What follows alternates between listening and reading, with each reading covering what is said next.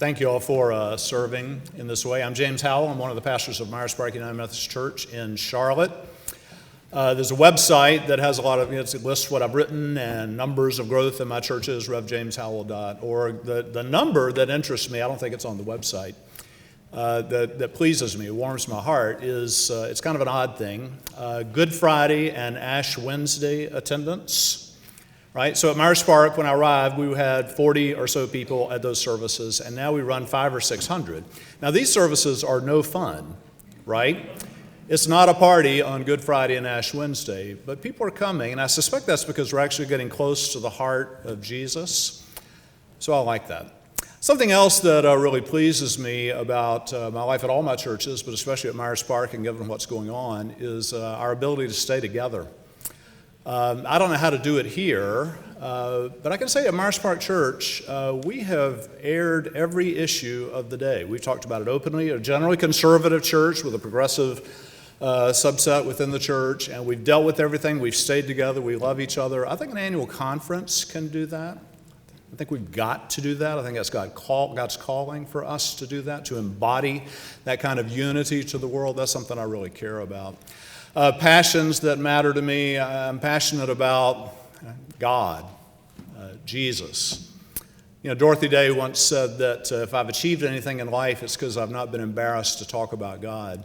It seems to me like the bishop is someone who should lead in the conversation of talking about God and Jesus. How do we talk about God just in our lives? How do we talk about God, what's going on in our churches? How do we talk about God with respect to the issues, what's going on in the world today? I'd really want to do that. I'm passionate about encouragement and gratitude. I don't know any clergy out there who get too much encouragement, right? But I know a lot of them that need a lot of encouragement. I'm an encourager. I mentor a lot of clergy. I think it's really important for us to create climates of encouragement, climates of gratitude. I don't know how often you get thanked by your annual conference. You're a lay person, you serve in your church. We don't thank each other enough. Can we just make it our culture that we're always going to be thanking each other, expressing gratitude, showing love for each other? I think within an annual conference, we could actually, love each other. At our church, we love each other. We talk openly about it. Everybody hugs everybody. Even a stuffy place like Myers Park, we get that done. That's really important to me. I'm passionate about kind of the new thing that God's going to be doing with the church. There are cool new things happening everywhere, and I think just how can we support those things? How can we fund those things? I have a daughter, Sarah, who's ordained. She's created this alternative community that's just absolutely amazing and is reaching all these people who they're disillusioned by the church, they feel burned by the church, or they've never been in church. And she's taking this creative approach. I've learned so much from her, and I'm excited about the things that God will do in coming years. And how can we support that as bishops, as an annual conference? I've always been real passionate about community engagement. The churches I've served have always been deeply engaged in the community. That's really important. It seems to me an annual conference ought to do that if we're in some region, that region ought to know we're there, right? Like we find something that's our thing.